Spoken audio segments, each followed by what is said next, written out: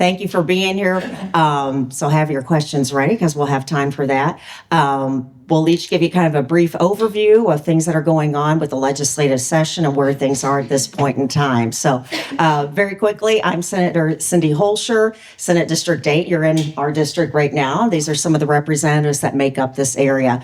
We have now completed the fifth week of the legislative cycle for this session. So interesting in terms of some of the bills we've seen so far and some of the emphasis. There's a saying about Topeka, bad bills never die. So we're seeing a recirculation of some of the bad bills from prior sessions that didn't make it to the finish line, along with some new bad ones. And then there's always the saying too about Topeka that it can always get worse. But we are doing our best to push back against those bad bills that are being brought forward, trying to get some good things across the finish line. I'm happy to announce I had a bill hearing last week.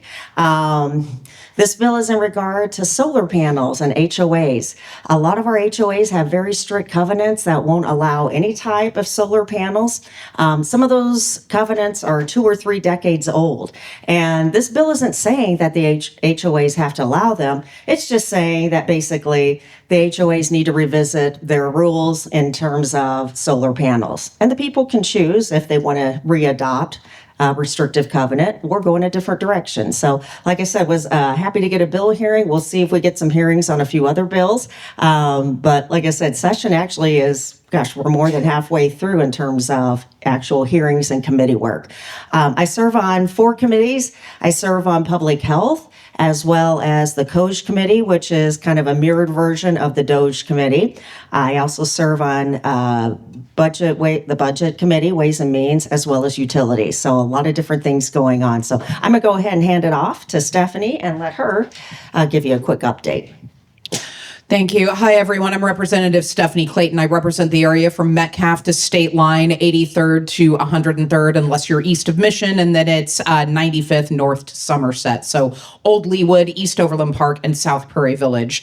I serve on the Federal and State Affairs Committee, the Taxation Committee, and I'm the ranking member on the Commerce, Labor, and Economic Development Committee. So again, as Representative Holscher said, we are pushing through trying to get a lot of our work finished before what is called the turnaround deadline, which is when we need to be finished working the bills that come from our House of Origin. So since Cindy is a senator, I could rib you about this, but I won't. But since she's a senator, the Senate is working hard to get Senate bills through. House members, all of us, we are trying in our various committees to get everything worked through. We'll have one last week of committee meetings, and then the week following that, we will be on the floor all day working as many bills through as possible. Then we will have a short break, at which point things will turn around, and then we will get the Senate bills to work and put through our side of the legislature, and they will work the House bills, and then we will go ahead and continue through and hopefully cut your taxes and go home. Because honestly, a lot of the things that I am seeing coming out of things this session are unfortunately not things that will actually help people. It's a lot of wedge issues. It's a lot of political red meat, and it's not the actual everyday business of saving you all money and making sure we're preserving critical state infrastructure. So that's one of the big concerns.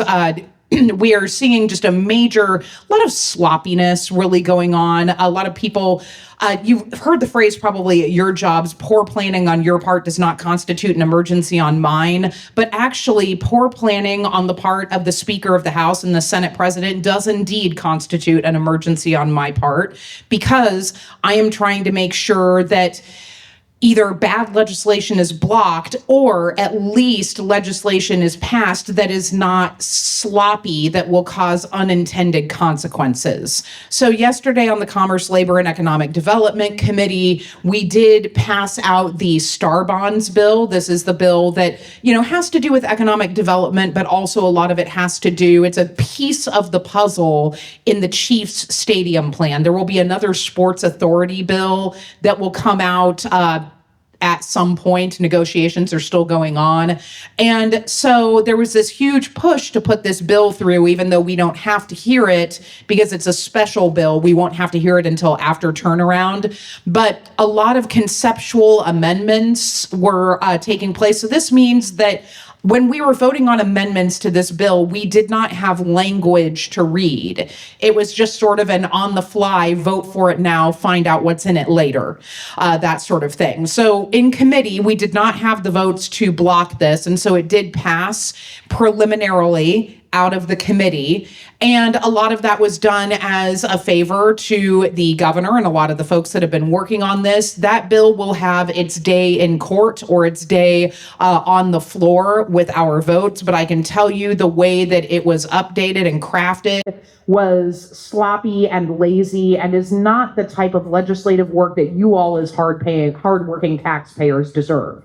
Speaking of tax, there was a bill, a property tax relief package. The House position was introduced in tax. I think it was read onto the floor yesterday, but I was busy in another committee, so I was not able to catch the bill number for that.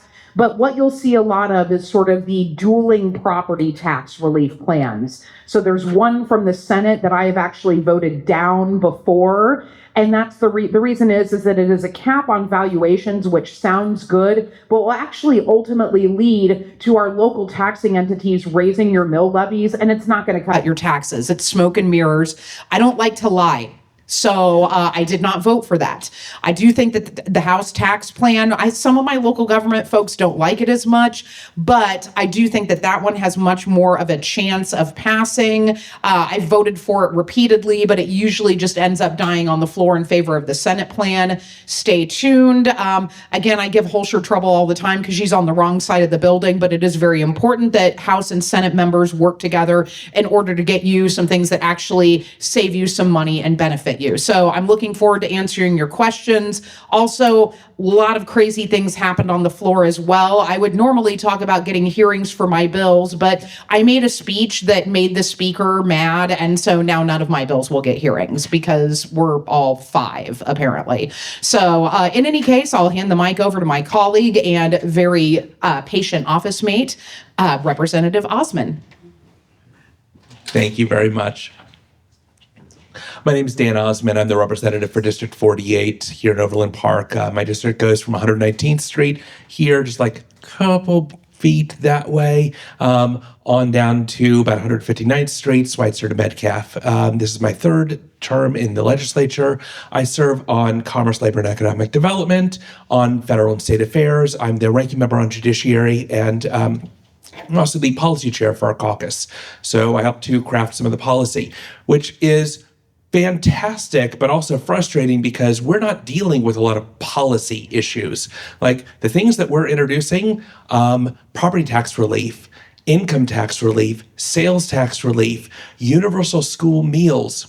We're dealing with, like, in terms of property tax, senior property freezes, exemptions for the amount of money that you're going to pay in terms of taxes. These are a lot of the things that we're dealing with. We're also dealing with childcare issues. We've got a plan to cut your childcare costs by a third or into a third by divvying up funds into who is actually responsible for them. As I said, universal school meals, Medicaid expansion. There's a whole host of things that we're trying to get past this year. And instead, what's going on is a number of irrelevant issues that not only don't affect everyday Kansans, but don't even allow everyday Kansans to even discuss them or vote on them. They're cutting out hearings. They're cutting out hearings in the Senate. They're cutting out hearings in the House. They're cutting debate short on the floor. They are introducing things on the House floor one day and then having hearing on them less than 24 hours later, so that not only the public, but even the lobbyists, I have to hold the hands of lobbyists to go, do you know that this is coming up literally 12 hours from now? They're like, we didn't know it was even introduced. That's because not only is session going so unbelievably quickly, but even within that time period of quickness, they're trying to shove a number of things in so that nobody knows about them and they can get them passed as quickly as possible with as little public input as absolutely possible, so that they could just get on to the next thing that they do again and again and again. It is an unbelievable travesty of procedure that we've been dealing with this year. And I am happy to get into more detail on that as we discuss anything that you guys want to discuss. But that's it. Thank you very much.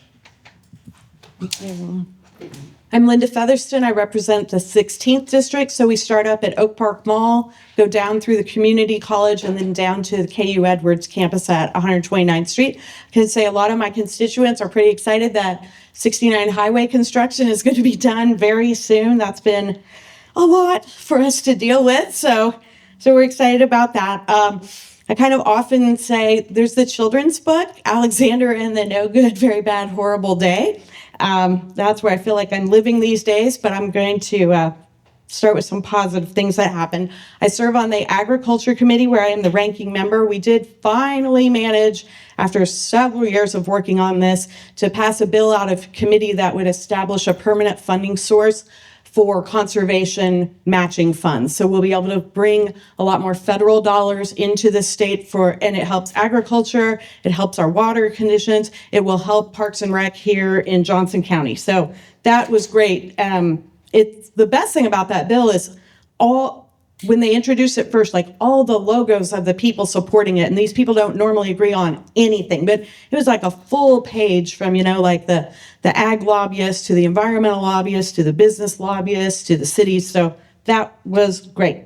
I'm on the Water Committee, which as always continues to be the best committee in Topeka because we work together and focus on one thing, and that is preserving our water and improving the quality of water here in Kansas. And it is a relief to be on that committee. And if you like science, you should start watching our committees because we get so many charts and graphs, and it's amazing. I am on the Local Government Committee where I am the ranking member. We have I think this might be the first week we started hearing bills, and we decided to jump right in with criminalizing homelessness and library districts. What else is coming up?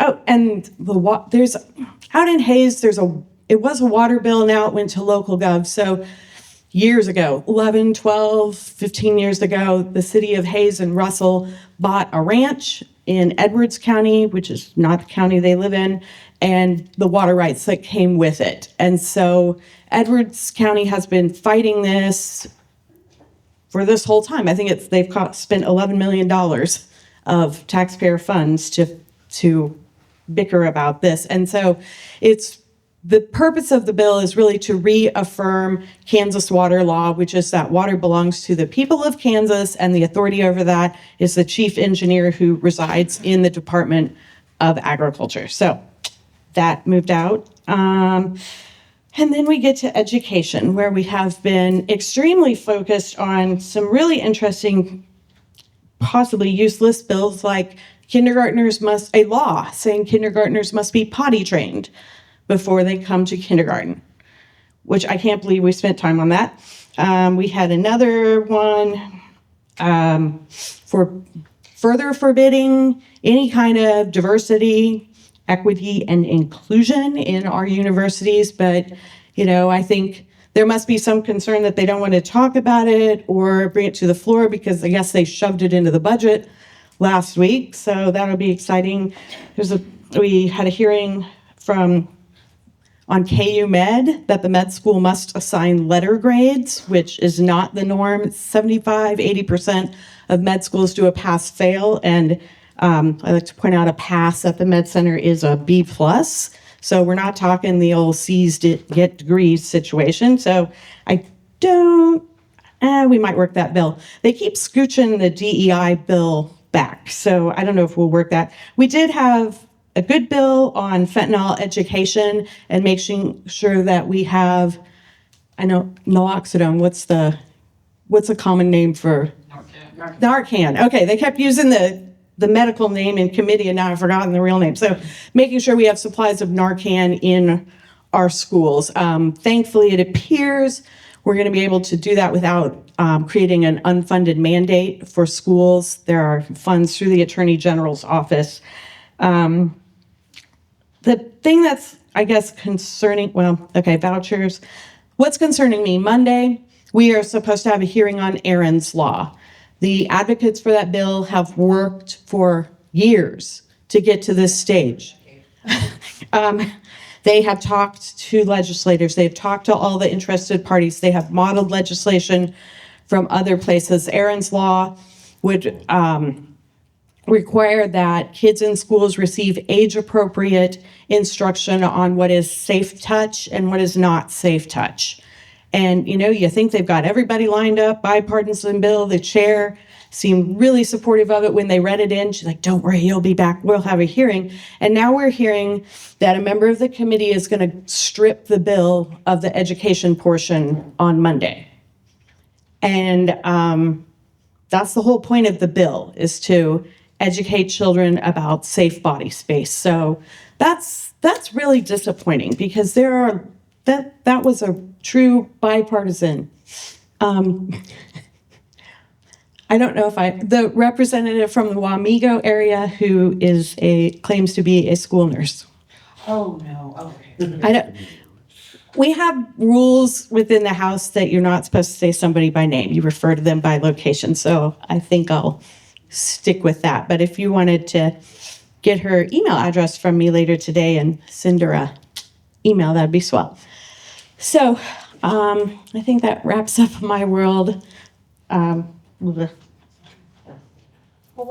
we have an intimate group here this morning, so are there issues or topics on your mind, legislation-wise, chiefs, education funding, other things? We'll just go ahead and open it up and, like I said, start taking questions if there's something on your mind. Yes, go ahead. Well, we've been talking a lot about school lunches. We see it as a school supply, and I see hungry kids in my school every day. Are there any updates on where that's headed this year?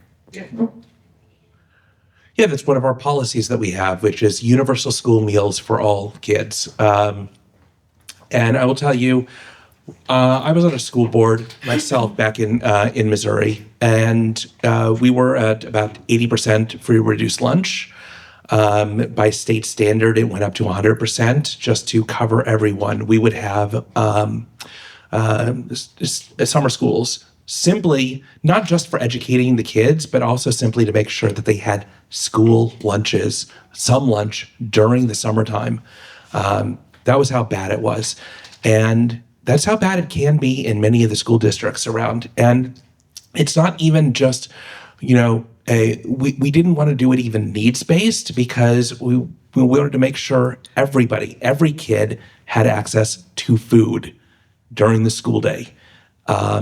And so we've introduced a bill. I've forgotten exactly which bill number it is. It was introduced last week. And yes, we're hoping to have a hearing on it. We're hoping that it can get into appropriations so that we can have it. In terms of budgetary allocation, it's a drop in the bucket to make sure that all kids are not only educated, but in a state of mind to be educated during the school year. So I'll let you know more as things progress. I'll look the bill up number. Appreciate that. I'll mention I've also introduced legislation in the Senate to make all lunches free for kids across the state. Unfortunately, there is kind of an opposing bill at this point that was introduced by Doug Shane that requires more audits of school lunches. And, we already do have an audit process. There's already paperwork that has to be submitted by families and lots of verifications in place. But there is this big fear that there's a lot of fraud among our school lunches. And so that's kind of what's propelling this bill. Now, what happened on that bill last week when we were working it, some language got added in terms of at-risk funding. And language got added in to allow free lunches for all students. Well, that part's great. But the other part in terms of what was added in regarding the at-risk funding now is pitting groups of our students against one another. So it doesn't change the flavor of the bill in terms of, an unfunded mandate of more requirements for our school districts and double checking. But now, like I said, with these amendments that we're added, it's a pitting of different groups, vulnerable groups. So that bill's going to be a concern. I'm going to keep pushing for the free school lunches because, to Dan's point, it's a drop in the bucket when we look at monies that are spent on other initiatives. And it's something that the people support. Whenever I put it out to my constituents, where they feel about, where they stand on this issue, overwhelmingly, people respond that lunches should be included as part of the school day. And somebody actually made the point the other day. They said, well, when we send someone to prison, we don't tell them they're going to have to pay for their lunch. They are compelled to be there. We compel students to be at school. We don't make them bring their own desk. We might have them bring some supplies, but that lunch is a fundamental part of the day. And overwhelmingly, people support the fact that we would provide that for them. I just want to say something about this real quick. So before I was a legislator, I spent a lot of time studying history. I worked at the Johnson County Museum of History for about a decade, actually. And one of the things, a lot of the work that I did was on the research of one-room schools in Johnson County. There actually used to be 101 of them. Sorry.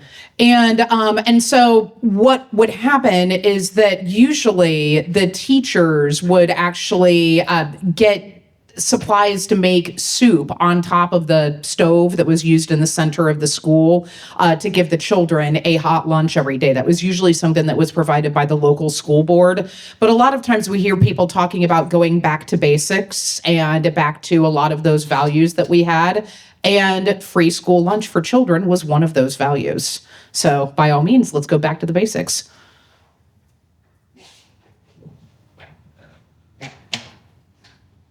The bill in question that the Democrats introduced is House Bill 2656, establishing the No Kid Hungry in School program to reimburse school districts for the cost of providing certain meals to students attending public schools. It was co-sponsored by 17 Democrats, introduced February 3rd, and it is in right now the K-12 Education Budget Committee.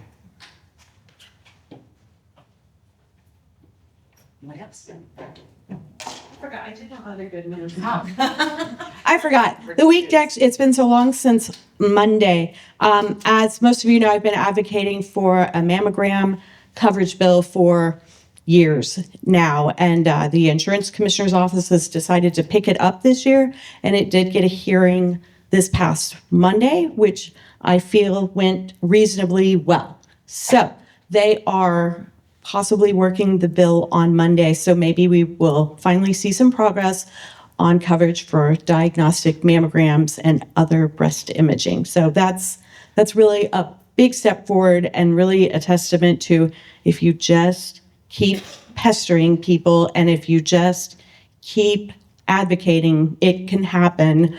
If somehow it doesn't make it through the committee process because some in leadership don't like it, then I have made it very clear I will drag it to the floor again. If we can't have this conversation in committee, we will have it on the House floor.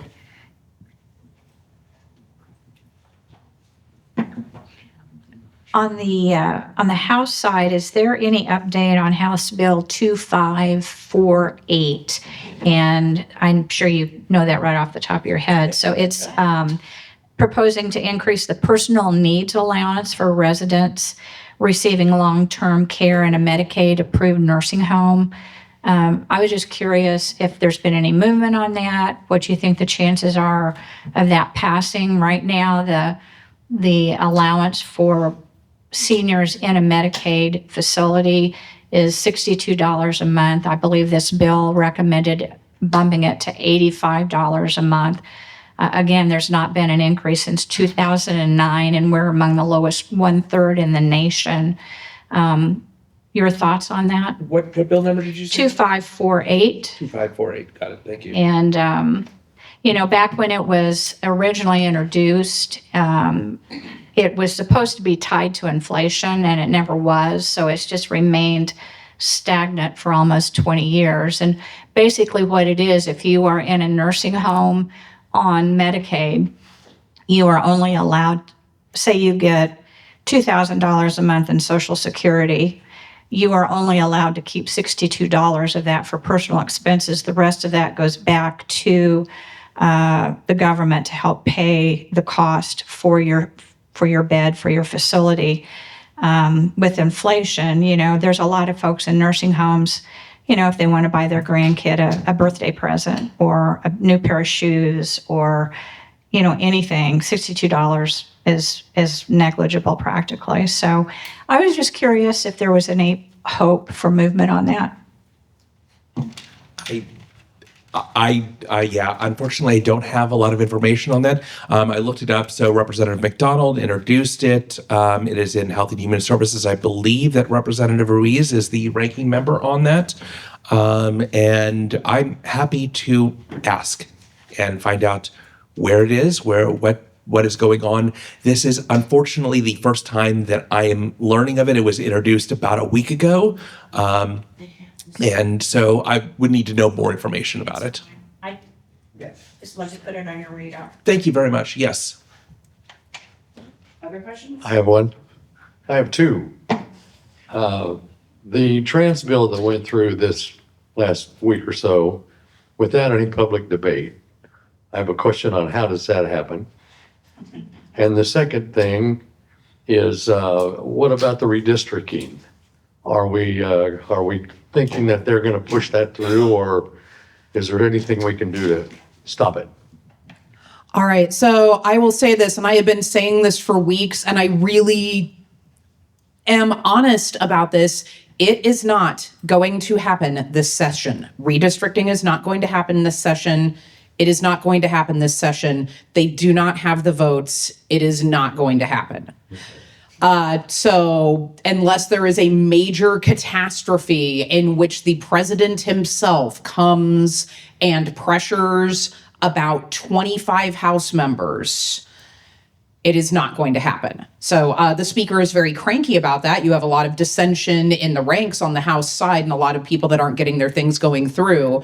But I know when the votes are there and I know when they're not, and I am very cautious. And you will note my lack of caution in which I tell you it is not going to happen. So at least not this session. Now, that a lot of that kind of depends on, I suppose, that they could do after the midterms with new speaker, and so on. They might try it. It wouldn't be mid-decade redistricting, but it would still be earlier than we normally do it. But this session, highly, highly, highly unlikely. The Speaker and the Senate President are both running for statewide office. They tried to get it done earlier, but now we have run out of time. And all they want to do is to pass some things that look good to them in their campaigns and then go home so that they can start raising money and running for statewide office. So as far as the lack of debate on when he speaks about the trans bill, so what happened, this might make more sense for Representative Osman to take this because the bill initially started in the Judiciary Committee, and that is the committee on which he sits. So he can walk you through what happened and how and why. Although I will say we did our level best on the House floor. We had a debate that lasted about 6.5 hours, appropriately so, because the people were kept from really weighing in, which is always wrong. This is your government. You pay for it. You have the right, every single one of you, to hold us accountable. And anyone who tries to skirt that or tries to get away with being held accountable isn't doing their job. But Osman is. He'll tell you about what happened in committee. All right. So let me first start by saying, clearly, the numbers aren't there for us. It's just a fact of life. They have a supermajority in the House. They have a supermajority in the Senate. They can pass anything that they want to. They can override the governor's veto on anything that they want to. And so by going through the normal process of any bill, they can do whatever they want to. But instead, what they wish to do is not go through the normal process and just bypass all procedural issues and bypass any public vote because they say, hey, if we have the votes, why do we need to bother with all this perfunctory democratic process? Let's just get to the voting part and cut out all the middle steps. So that's exactly what happened with this trans bill. First day of session, the very first day of session, when all you're really doing is gaveling in, gaveling out, they introduced the bill on the House floor. That afternoon, it moved over to Judiciary. We had a normally unscheduled planning meeting in Judiciary that afternoon, where they said, where we're in the meeting at about 3:58, and they're rushing to try to get the agenda printed for 4 o'clock so they can meet the calendar deadline for publication the next day, to say, we're going to have a hearing on it less than 24 hours from now. So that is what happened. We had a hearing less than 24 hours later, where they were hoping the public and anybody else would not be aware of what was going on. And instead, we had over 200 pieces of legislation that were introduced as 200 pieces of opposition testimony introduced, because word got out that, yes, they're trying to ram this through, and we need to hear from people. But the problem was this: it was so much testimony, they couldn't even upload it into our drive the night before or the day of. We didn't get the opposition testimony while we're debating the bill because they didn't want to wait for it. And even today, I don't even think even today they have the testimony publicly available. There were hundreds of people from across Kansas that wanted to put the word in for that, and they didn't allow for that. They then, when we worked the bill about a week later, they introduced a whole separate topic that should have had a hearing, but didn't. And when we pointed it out, they said, it's not necessary to have a hearing. That's what the amendment process is for. I said, we don't have a fiscal note on how much this is going to cost. They changed it from a driver's license bill to a bathroom bill. And the bathroom bill literally would affect every single municipality, every single county, every single public space that is a government-owned space across the state of Kansas, and it would be introduced and implemented upon passage of the bill into law. That is so significant of a change and so widespread of a change. How much is it going to cost? We don't know. Doesn't matter, because they want to move through the process. So we don't have a fiscal note. We will never have a fiscal note on the bill. They then shoved it into another bill, a Senate bill that had already passed last year. Why? Because procedurally, what that means when they do a gut and go is that they can bypass the Senate. So not only are they bypassing everything that needs to happen in the House, they took this bill, this shell of a bill that had already passed the Senate, and because it had already passed the Senate, even though it had nothing to do with what we're talking about now, procedurally, it means that the Senate does not need to have a hearing on it. Procedurally, the Senate does not need to have a debate on the Senate floor about it. Procedurally, it means nobody from the public needs to discuss it or weigh in on it. And procedurally, there will never, ever be a fiscal note on this bill on how much it's going to cost. Instead, what happens is the moment it passes the House, and this is exactly what happened, it moves over to the Senate for them to concur on the bill that just passed the House. And they held up the Senate so that at 6 o'clock at night, they had a vote. And that's all it was, an up or down vote on what we passed in the House. No debate, just pass the bill. And so, again, we can discuss whether the bill is good or bad. Personally, I think it's bad. But we can discuss that. But instead of discussing it, instead of having reasonable debate, which is what the democratic process is for, they say, we have the numbers to not even worry about the democratic process. Let's just pass it and get it into law. And that's exactly what happened. And that is exactly what is happening with so many bills this year, is they say, we don't need to worry about any of the pesky public input because it's irrelevant. We have the numbers, let's just pass it. How do we fix that? This fall. The ballot box fixes many things. I know. And also, keep in mind too, that it's your tax dollars. You don't get a choice whether you pay taxes, because as we know, they make you pay taxes, whether it's through sales, property, or income. And then your money is going to this. This should upset any taxpayer regardless of how they believe, because it is a disrespectful and poor use of your money that you don't have any choice but to pay. So I would say demand accountability, because that's your money. How many people in Kansas are going to be affected by this? Everyone. No. Oh, but you mean directly? I mean directly, yes. Oh, Do we have yes. a number on that? It's, well, That like directly. Let Less than less than 1%. I don't know.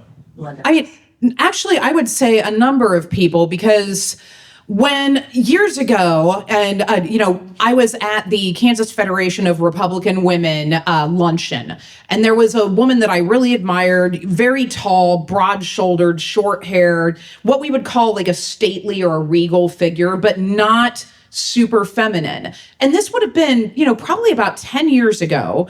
And we're washing our hands together in the washroom. And she said, I don't like this. And it broke my heart. She said, I'm not pretty. I've never been pretty. I don't want anyone coming after me and accusing me of doing something that I'm not. Because not every woman is gorgeous and feminine presenting. People should be able to just use the restroom in peace. And this will affect straight, regular women. It's not just a small percentage. It's everyone who is worried about how they look, worried about getting yelled at for going into the wrong place. It affects me as a mother, because now there was an amendment that was added onto that bill that says that now if your son, like for instance, I'm a woman, and if my son is 9 or 9 and under, I can take him into the ladies' room with me. But if he's 9 and older, I have to send him into the men's room by himself. Now, you know what? There are plenty of men who are not dressing up as different than their gender, who are nasty perverts who are after our kids. And those kids are vulnerable because this bill went too far.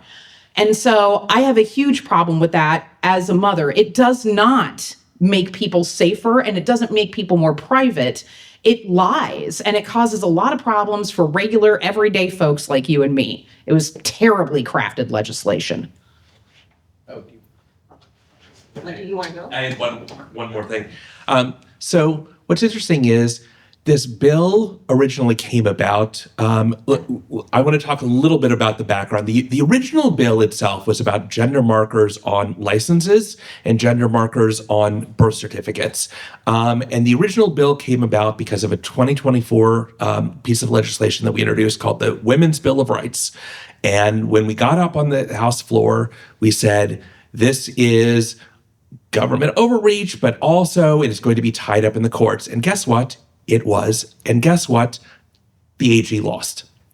The AG, the Attorney General, went to the trial court. The trial court ostensibly sided with him. It went to the appellate court, and the appellate court said, in legalese, dude, what the hell are you doing?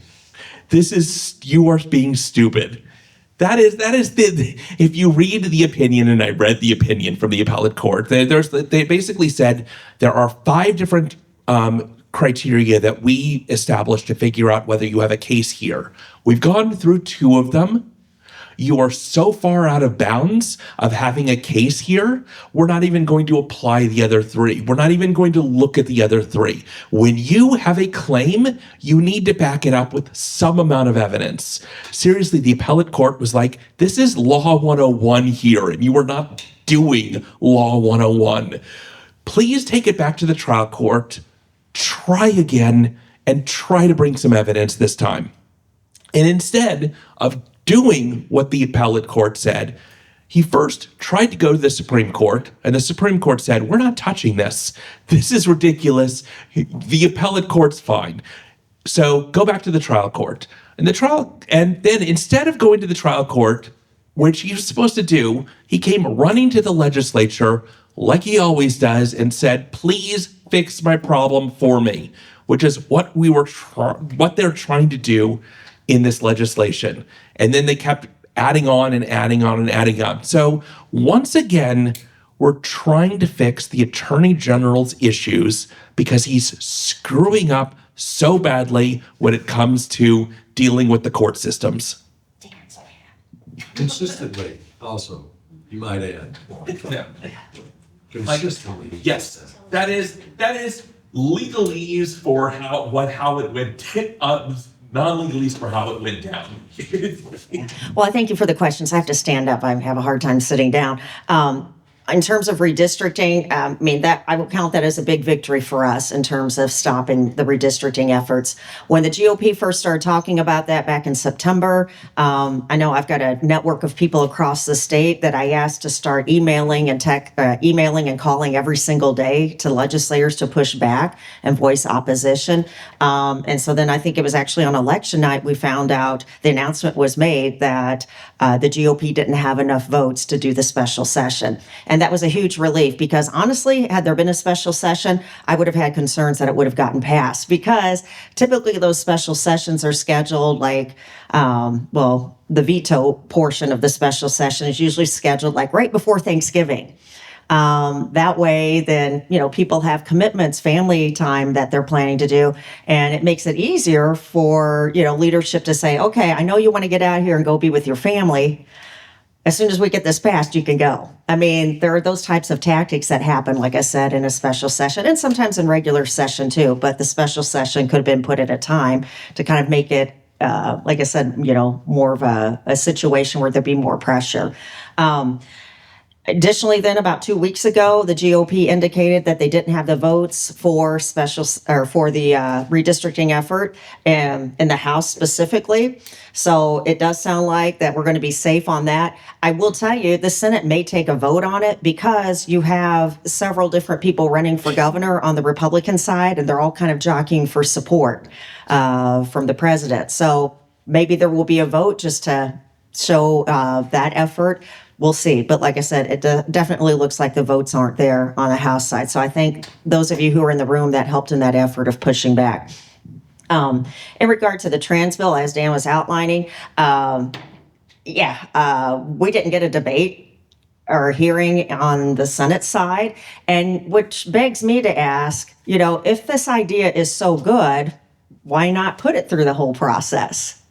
But you will find that happens with a lot of these bills that are very concerning that the people don't support. You will see a very rushed process, or you'll see it, some of these issues put into another bill. So you'll have one good issue and then something horrible. And then we as legislators, have to make a choice on, how do we vote on this bill with a poison pill in it, so to speak. So like I said, that's what we see happen lots of times. That bill, the trans bill, my guess is the governor will veto it. If it comes back, unfortunately, the Senate will probably override that veto. The best chance of sustaining is likely in the House. So there may be some folks there that will ask you to reach out to in terms of trying to sustain that veto. If you're keeping score, and I did bring my scorecard, I have a bigger one at my office in Topeka. Affordability is a huge issue. I've done over 60 town halls across the state, and that's what I'm hearing from people. They're concerned about access to affordable housing, healthcare, and childcare. They're concerned about funding of our schools. Yet, those haven't been the bills that we've been asked to work and the hearings that we're having. Some of the hearings that are happening, it looks like in committee, but here we are now, 5 weeks? Finished with 5? 4? Okay. Just finished week 4. We just finished week 4, and no bills have been voted on the Senate floor, and I don't think on the House floor either, in regards to affordability, the biggest issue on people's minds. However, we've seen at least 3 bills that are culture wars. So like I said, here's your scorecard. Nothing at this point in terms of affordability and addressing those issues that are important to the people. But culture wars, we've already had 3 of those. The bathroom bill, the Charlie Kirk Free Speech Day resolution, and the trans bill. So, like I said, for those of you keeping score, nothing on affordability yet.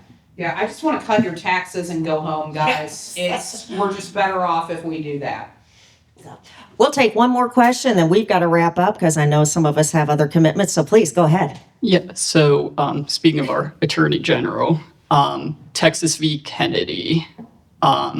So lawsuit that had started last year was supposed to address gender dysphoria being considered disability. It's now morphed into essentially a attempt to change the interpretation of Section 504 of the ADA. So overturn Olmstead, which states that people have the right to receive treatment in the most community integrated manner that they safely can do so. This also goes along with, if you saw on Monday, $100 million got approved for HHS to fund addiction treatment. That also references an executive order that instructs states to try to make like maximally flexible civil commitment and involuntary institutionalization requirements, including being written in a way that it can be interpreted as even if you don't have mental illness, substance use disorder, and are homeless, you could be committed. What steps are, and Kansas is one of the co-plaintiffs on that, what steps are being taken to proactively protect at-risk populations?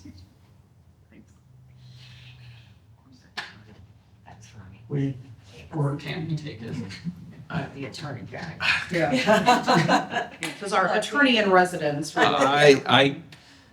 I wish I had good answers for you. I wish I had good news for you. I mean, like we dealt with, there was the issue of last year gender affirming care, and we banned it from the state of Kansas. And I think that went through veto override, and so now is the law of land in Kansas. And we're not talking about sex change for 14-year-olds. We're talking about even just like counseling for people and helping them through any questions that they have in the process. That is considered gender affirming care, and that is not allowed. Again, it is about a numbers game up there, and part of the numbers game is one of the problems I find with the numbers is that not just what gets passed, but what doesn't get passed, and what doesn't even get a hearing, what doesn't even get discussed on the House floor, what doesn't get voted on. Like, I tell people that, what's surprising is I think like 90% of the things that we pass up there is passed by about 90% of the House in a whole. Like, generally, most things we do up there, we generally agree on as common sense things. It's about the 10% of the stuff that doesn't get passed, or that we have an all-out fight on because we have this differential. But beyond that is the question of what even makes it to the House floor for us to debate. What can we do? We can discuss it in town halls. We can discuss it and introduce legislation, and we can actually try to push the issue when it comes to public discourse. But the problem becomes it's not going to make it even past committee. We're never going to hear anything like this on the House floor, and we're never going to fight against our own Attorney General on the House floor because our numbers are simply not there. And I wish I had better answers for you. I wish I had better news for you, but that is the political reality of the situation as it stands right now. But I want you to be encouraged by something I've been saying. Across the state, there are people getting engaged and involved that haven't been before. And that gives me a lot of hope for this fall, because what Dan's talking about is in terms of right now, yeah, the numbers aren't so great. It's a small group of us pushing back against the group that wants to defund our schools, that wants to go back to something worse than the Brownback experiment, that wants to take away voting rights. Like I said, it's a small group of us. We're pushing back, and we do have some victories. But boy, it would be great to have a few more friends. So this is what I tell you. We have 271 days until the November 4th election. You know, can you talk to a couple people every day about some of the horrible bills and some of the important things that are happening on the state level? Get a few more people who will, commit to voting. Because I know sometimes people say to me, they're like, well, I just don't feel like my vote counts on the federal level, and that's the important part. Well, okay. Yeah, that part is important, but so many decisions that affect your day-to-day life are on the state level: your taxes, your schools, your roads, access to health care. And here's what I'll tell you, your vote absolutely counts on this level, because sometimes these elections are decided by less than 10 votes. You probably know 10 people who don't consistently vote. Getting them out to vote, I mean, that helps us flip these seats. So that's my challenge that I give to people. You know, who are 2 people you can talk to on a daily basis? Out walking your dog, you're in line at the grocery store, casual conversations to make sure that people know we need them to get out and vote, and then reminding them. I'm always blown away by the fact that every election cycle, I have like a text tree that I send out to remind about 200 friends that the election's coming up. And basically that text will say, hey, the election's coming up this week, or, in 5 or 6 days. Have you gotten out and voted yet? Half of the people in that group will respond to me that they didn't realize there was an election coming up. People are busy. They're shuttling kids to soccer. They're working 2 and 3 jobs. So sometimes it's just, making sure we remind people that they have to get out and vote. So half of these people, like I said, and these are smart people, they'll respond they didn't even know an election was coming up. And I'll tell them, yeah, sure, we need to make sure that you get out there and vote. We have important things on the ballot, and I'll start pointing them out. And then their next response to me, or their next question to me, is, where do I vote and who do I go vote for? So sometimes it's just, like I said, having that initial conversation, having those reminders, getting folks out to vote, and we flip some of these seats. So I'm going to thank you in advance for helping us do that.